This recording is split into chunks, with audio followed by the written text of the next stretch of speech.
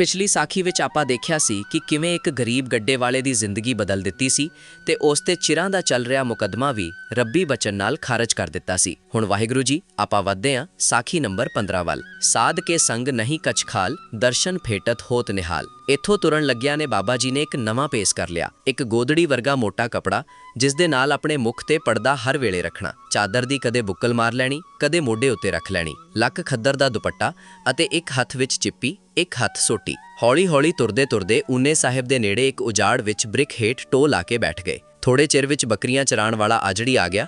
ਉਸਨੇ ਵੇਖ ਕੇ ਕਿਹਾ ਕਿ ਕੋਈ ਫੱਕਰ ਬੈਠਾ ਹੈ। ਉਸਨੇ ਨੇੜੇ ਆ ਕੇ ਨਮਸਕਾਰ ਕੀਤੀ ਤੇ ਕਿਹਾ, ਫੱਕਰ ਸਾਈਂ, ਇੱਥੇ ਸਾਹਮਣੇ ਊਨਾ ਸ਼ਹਿਰ ਹੈ, ਉੱਥੇ ਜਾ ਕੇ ਜੇ ਭਿੱਖਿਆ ਕਰਨੀ ਹੈ ਤਾਂ ਕਰ ਲਵੋ, ਨਹੀਂ ਤਾਂ ਉੱਥੇ ਬੇਦੀਆਂ ਦਾ ਲੰਗਰ 8 ਪਹਿਰ ਚੱਲਦਾ ਹੈ, ਉੱਥੇ ਸਭ ਨੂੰ ਰੋਟੀ ਮਿਲਦੀ ਹੈ, ਉੱਥੇ ਚਲੇ ਜਾਓ। ਪਹਿਲੋਂ ਤਾਂ ਆਪ ਕੁਝ ਨਹੀਂ ਬੋਲੇ, ਦੂਜੀ ਵਾਰ ਉਸ ਦੇ ਕਹਿਣ ਤੇ ਬੋਲੇ, ਪਿਆਰਿਆ ਤੂੰ ਕੋਈ ਫਿਕਰ ਨਾ ਕਰ, ਤੂੰ ਆਪਣਾ ਕੰਮ ਕਰ ਜਾ ਕੇ। ਉਹ ਬੱਕਰੀਆਂ ਚਾਰਦਾ ਅੱਗੇ ਚਲਾ ਗਿਆ।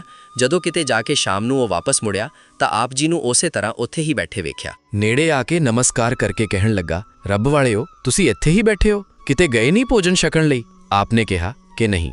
ਆਜੜੀ ਬੋਲਿਆ, ਜੇ ਮਨਜ਼ੂਰ ਕਰੋ ਤਾਂ ਇੱਕ ਬੱਕਰੀ ਦਾ ਦੁੱਧ ਹੀ ਥੋੜਾ ਲੈ ਲਵੋ। ਆਪ ਨੇ ਕਿਹਾ, ਜੇ ਤਾਂ ਇੰਨਾਂ ਵਿੱਚ ਤੇਰੀ ਆਪਣੀ ਬੱਕਰੀ ਹੈ ਤਾਂ ਉਸ ਦਾ ਦੁੱਧ ਦੇ, ਨਹੀਂ ਕਿਸੇ ਦੀ ਬੱਕਰੀ ਦਾ ਨਹੀਂ। ਉਹ ਬੋਲਿਆ, ਇੰਨਾਂ ਵਿੱਚ 2 ਬੱਕਰੀਆਂ ਮੇਰੀਆਂ ਹਨ, ਇੱਕ ਦਾ ਦੁੱਧ ਛਕ ਲਵੋ। ਇਤਨਾ ਆਖ ਕੇ ਉਹ ਬੱਕਰੀ ਕੰਨੋਂ ਫੜ ਕੇ ਲੈ ਆਇਆ। ਆਪ ਨੇ ਉਸ ਦਾ ਦੁੱਧ ਇੱਕ ਚਿੱਪੀ ਵਿੱਚ ਚੋ ਕੇ ਛਕ ਲਿਆ। ਆਜੜੀ ਤਾਂ ਘਰ ਚਲਾ ਗਿਆ ਤੇ ਜਿਸ ਵਕਤ ਆਪਣੇ ਘਰ ਜਾ ਕੇ ਬੱਕਰੀ ਚੋਈ ਤਾਂ ਦੂਜੀ ਦੇ ਥਣਾ ਵਿੱਚ ਦੁੱਧ ਵੇਖਿਆ। ਹੈਰਾਨ ਜਿਹਾ ਹੋ ਕੇ ਸੋਚਣ ਲੱਗ ਪਿਆ, ਇਹ ਬੱਕਰੀ ਤਾਂ ਸੰਤਾਂ ਨੇ ਚੋ ਲਈ ਸੀ। ਜਦੋਂ ਥਣ ਭਰੇ ਵੇਖੇ ਤਾਂ ਦੁੱਧ ਚੋ ਲਿਆ, ਪਰ ਸਾਰੀ ਰਾਤ ਸੋਚਦਾ ਰਿਹਾ।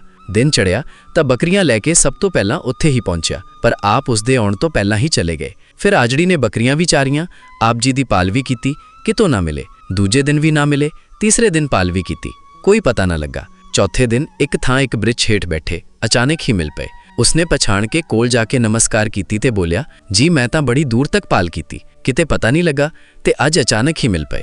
ਹੱਸ ਕੇ ਕਹਿਣ ਲੱਗੇ, ਸਾਨੂੰ ਕਿੱਥੋਂ ਪਾਲੇਗਾ, ਤੂੰ ਆਪਣਾ ਕੰਮ ਕਰ ਜਾ ਕੇ। ਉਹ ਬੇਨਤੀ ਕਰਨ ਲੱਗਾ, ਜੀ ਦੁੱਧ ਕੁਛ ਹੋਰ ਲੈ ਲਵੋ। ਕਹਿਣ ਲੱਗੇ, ਕੱਲ ਨੂੰ ਸਹੀ, ਅੱਜ ਤਾਂ ਲੋੜ ਨਹੀਂ। ਅਗਲੇ ਦਿਨ ਸਵੇਰੇ ਹੀ ਉਹ ਬੱਕਰੀ ਲੈ ਆਇਆ। ਲਓ ਮਹਾਰਾਜ, ਦੁੱਧ ਚੋ ਲਵੋ। ਆਪ ਨੇ ਦੁੱਧ ਚੋ ਕੇ ਛਕ ਲਿਆ। ਉਸ ਆਜੜੀ ਦੇ ਮਾਲਾ ਫੜੀ ਹੋਈ ਵੇਖ ਕੇ ਬਾਬਾ ਜੀ ਕਹਿਣ ਲੱਗੇ, ਤੂੰ ਤਸਬੀਹ ਫੇਰਦਾ ਹੁੰਨਾ? ਉਸਨੇ ਕਿਹਾ, ਜੀ ਸਵੇਰ ਵੇਲੇ, ਦਿਨੇ ਤਾਂ ਸਾਰਾ ਦਿਨ ਕੰਮ ਕਰਨਾ ਪੈਂਦਾ। ਫਿਰ ਪੁੱਛਿਆ, ਕਿੰਨਾ ਚਿਰ ਹੋਇਆ ਫੇਰਦੇ ਨੂੰ? ਉਸਨੇ ਕਿਹਾ ਕਿ ਕਈ ਸਾਲ ਹੋ ਗਏ। ਫਿਰ ਪੁੱਛਿਆ, ਕਿੱਥੋਂ ਉਪਦੇਸ਼ ਲਿਆ ਸੀ? ਉਸਨੇ ਦੱਸਿਆ, ਜੀ ਸਾਡਾ ਇੱਕ ਪੀਰ ਸੀ। ਉਸਨੇ ਸਾਰਾ ਕੁਝ ਦੱਸਿਆ ਸੀ। ਉਸਨੇ ਹੋਰ ਬਹੁਤ ਕੁਝ ਕਿਹਾ ਸੀ ਕਿ ਅੰਦਰੋਂ ਬੜੀਆਂ ਸੋਹਣੀਆਂ ਆਵਾਜ਼ਾਂ ਆਉਂਦੀਆਂ ਹਨ, ਫਿਰ ਕਿਸੇ ਰੱਬੀ ਨੂਰ ਦੀ ਝਲਕ ਵੀ ਪੈਣ ਲੱਗ ਜਾਂਦੀ, ਪਰ ਅਜੇ ਕੁਝ ਨਹੀਂ ਪਤਾ ਲੱਗਾ। ਫਿਰ ਬਾਬਾ ਜੀ ਕਹਿਣ ਲੱਗੇ, ਸਾਡੇ ਨੇੜੇ ਹੋ, ਤੈਨੂੰ ਕੁਝ ਦਿਖਾਈਏ। ਜਦੋਂ ਨੇੜੇ ਹੋਇਆ ਤਾਂ ਕਹਿਣ ਲੱਗੇ, ਇੱਥੇ ਬੈਠ ਕੇ ਹੁਣ ਪੜ੍ਹ ਜੋ ਤੇਰੇ ਪੀਰ ਨੇ ਦੱਸਿਆ।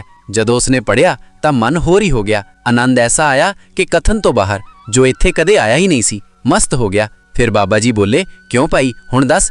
ਕਹਿਣ ਲੱਗਾ, ਅੱਲਾ ਵਾਲਿਓ, ਬੜੀ ਰਹਿਮਤ ਕੀਤੀ ਮੇਰੇ ਗਰੀਬ ਉੱਤੇ, ਕੁਰਬਾਨ ਜਾਵਾਂ। ਇਹ ਸਭ ਕੁਝ ਅੰਦਰੋਂ ਹੀ ਦਿਖਾ ਦਿੱਤਾ ਹੈ। ਆਪ ਹੱਸ ਕੇ बोले, हाँ सब कुछ अंदर ही है। भाई नंदलाल साहिब, जमाली ओ हमाजा बेहजाब जलवा गरस्त, तू दर हजाबे खुदी, यारे नंद साई हरजा हाजर नाजर, पर्दा विचना राई, तैनू आप खुदी उलादस, करे की माही, सब किछ घर में बाहर नाही। फिर आजरी नू बोले, जा अपना कम कर, हुण जिवें अगे मेहनत करेगा, नाम जपेगा, ਇਹ ਆਨੰਦ ਵੱਧਦਾ ਹੀ ਜਾਏਗਾ, ਪਰ ਰੱਖੀ ਸੰਭਾਲ ਕੇ।